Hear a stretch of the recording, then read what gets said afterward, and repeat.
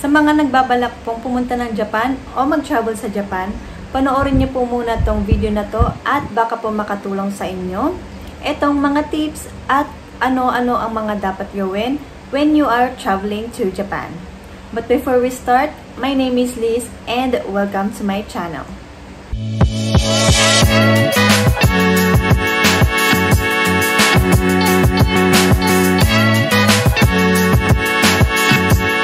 First, when you are traveling to Japan, prepare po sa mga itatanong sa immigration. At ito po yung mga common na tinatanong sa mga tourist visa. First, saan ang punta? Ano ang gagawin sa Japan? Saan kayo nakastay or naka-check-in? Sino ang mga kasama mo sa travel? Kailan ang balik mo sa Pinas? At proof of relationship kung may bibisitahin man kayong kamag-anak sa Japan. And lastly, hahanapin din ang inyong return ticket and other documents like passport and travel insurance. So, ayan po ang mga possible na itatanong sa inyo sa immigration. Yung mga residents and working visa sa Japan, no need na po silang questionin. Second, when you are traveling to Japan, kailangan meron po kayong guide kapag kayo ay pupunta sa destination nyo. Kasi nakakaligaw at maliligaw ka talaga, lalo na kung hindi mo kabisado yung sasakyan mo at yung lugar na pupuntahan mo. Kahit ako po, ilang years na akong nagstay sa Japan pero naliligaw pa rin ako. At ito po yung ginagamit kong app at pwede nyo rin po itong i-search sa Google. Ito po yung Navitime.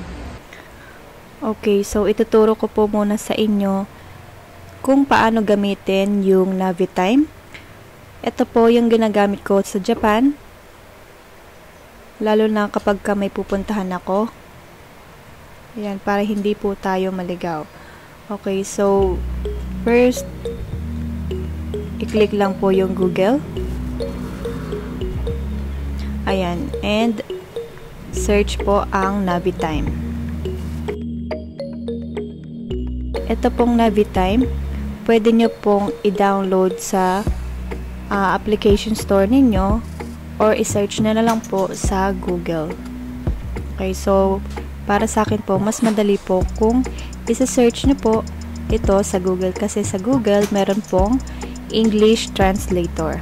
Okay, so pindutin nyo lang po itong Navitime na naka-Japanese language. Ayan.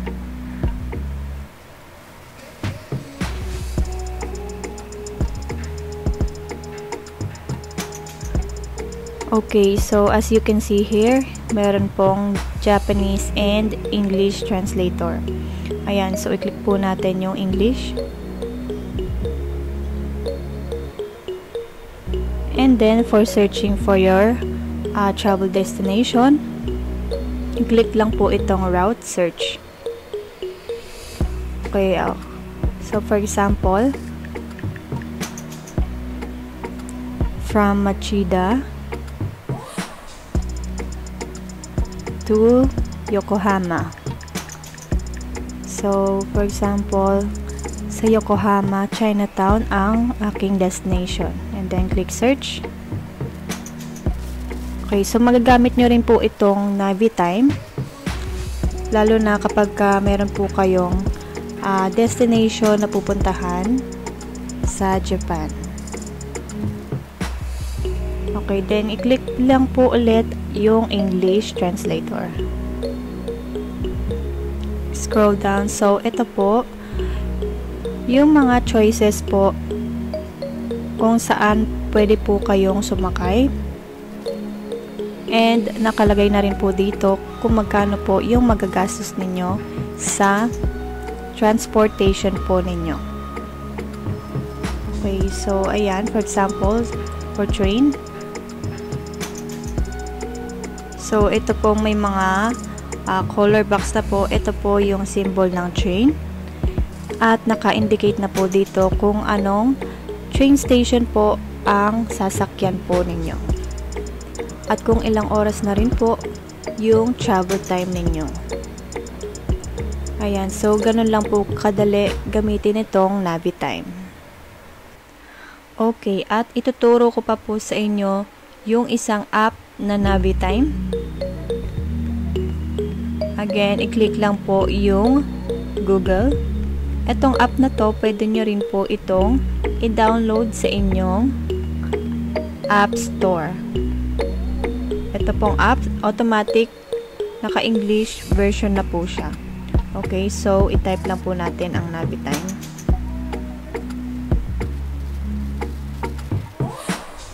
So, ito pong nasa taas. I-click nyo lang po ito. Ayan, so dalawang options po ng Navitime yung pwede nyo pong gamitin kapag kayo ay papunta ng Japan or magta-travel sa Japan. Okay, so nandito na po tayo sa Navitime. Okay, dito sa 3 lines na to, i-click lang po ito. And then again, search route. Then inyong current location. At ilagay nyo rin po ang inyong destination. Ayan. So, for example. Okay. Then, i-click po ang search. Okay. So, same lang din po kanina. Ayan. Naka-indicate na po ang inyong train station na sasakyan ninyo. Kung ilang oras ang biyahe ninyo. At kung magkano ang magagastos ninyo sa inyong transportation. Ayan. So, ganun lang po kadali gamitin itong Navitime. Okay. So, by the way, disclaimer lang po, hindi po ito sponsor.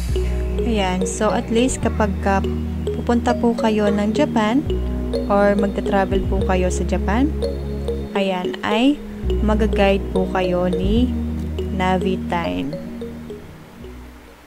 At pangatlo, kapag magta-travel tayo sa Japan, hindi pwedeng hindi tayo gagastos at bibili ng mga gusto natin. So, kailangan may extra money tayong dala o di kaya ay debit o credit card na dala.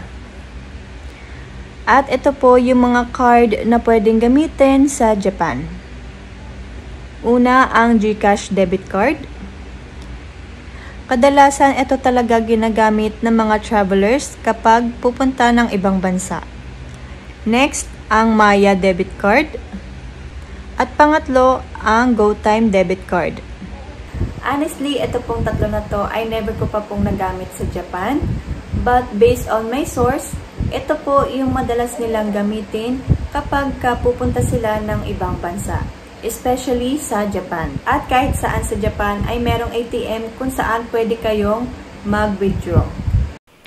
And my last tip, 2 hours before your flight, kailangan ay nakapag-check-in na po kayo, lalo kapag may add-on po kayong baggage, dahil 1 hour before your flight ay nagsasara na po ang check-in counter. At sa lahat po ng mga travelers na papasok at papalabas ng Pilipinas, especially for tourists, kailangan pa rin pong mag-register sa e-travel 7 to 2 hours prior your departure. At meron po akong ginawang tutorial video para sa mga gagawa ng account sa e-travel. I-click nyo lang po ang I button sa taas.